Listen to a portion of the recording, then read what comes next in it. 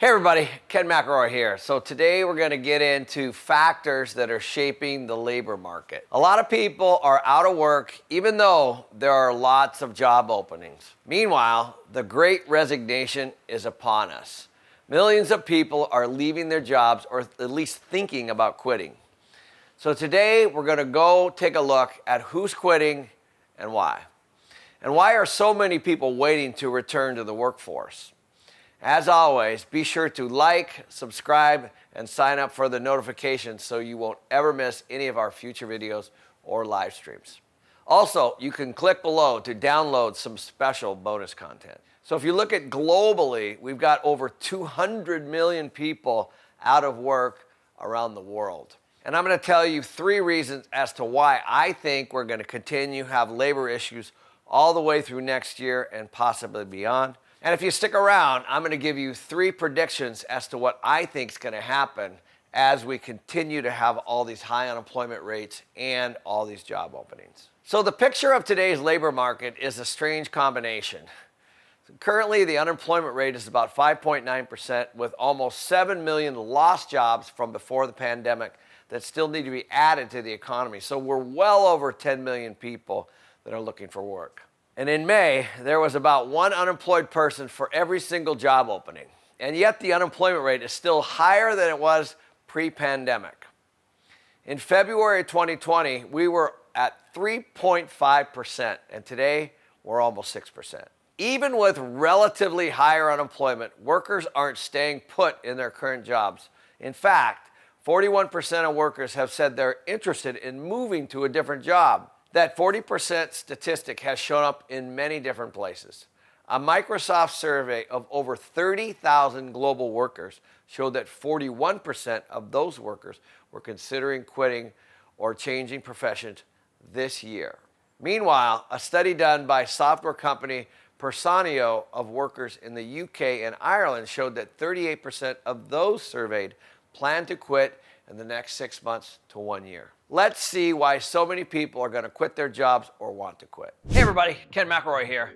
I'm excited to announce the release of my newest master course, Buying Your First Rental Property. Whether you're new to real estate or you want to revisit the fundamentals, this course will take you to the next level. It will give you the tools and the knowledge to help you achieve long-term success. So click the link below and let's get started.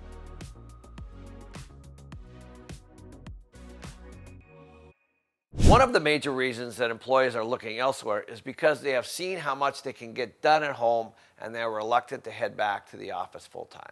They have found that work must accommodate life, not the other way around. 87% of American workers who have been working remotely said they want to continue working from home at least 1 day a week. Among all workers, 68% suggest that a hybrid workplace model is ideal. And 42% of the current remote workers say that if their current company does away with the work from home option, they're going to look for a new job. Another reason is that people are looking for better benefits. Nearly 8 in 10 workers want their company to provide benefits central to their economic well-being. The study found that workers consider retirement plans, health, disability, and life insurance, paid family medical leave, and other programs as critical to their financial health. 40% of the workers said they were more likely now than they were a year ago to consider moving to a different company that offered better benefits. Career advancement was a big concern for 80% of the workers, who are now looking for something new. And 38% said that their career had stagnated since the start of the pandemic. A lot of them have said that they have been working hard but have not been given opportunities to advance professionally in their current company. Next, a push toward work-life balance was motivating people to look elsewhere. 30% of the workers said they'd even take a pay cut for better balance. And last, people are looking for an improved company culture. 42% of the workers with plans to leave their current employer graded them to a C or below on their ability to maintain employee connectedness and culture during the pandemic. So those are the reasons that people are looking to quit. Now we'll turn to another group, people who aren't returning to their jobs, even if they're still unemployed. According to a study by the Federal Reserve Bank of Dallas, a lot of people aren't returning for 2 reasons.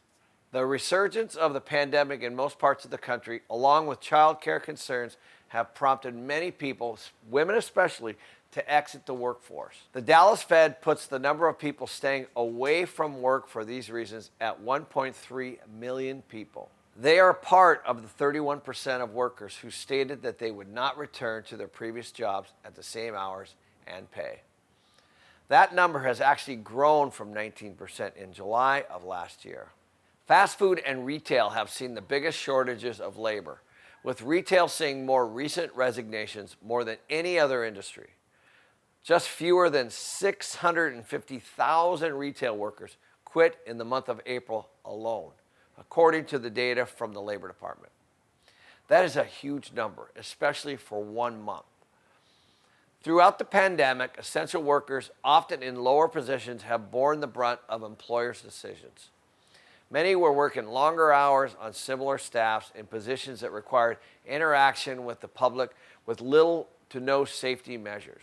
In the U.S., the majority of them have no guarantee of paid sick leave. It quickly burned workers out. When you also consider the difficulties of using public transportation during a pandemic, and in some cases having their hazard pay revoked, it has made the decision to leave a lot easier. According to an article in the Washington Post, some are finding less stressful positions at insurance agencies, marijuana dispensaries, banks, and local governments where their customer service skills are rewarded with higher wages and better benefits. Others are going back to school to learn new trades or waiting until they are able to secure reliable childcare. So many of you are probably assuming that the labor shortage will become a thing in the past when the additional $300 unemployment benefits are set to expire.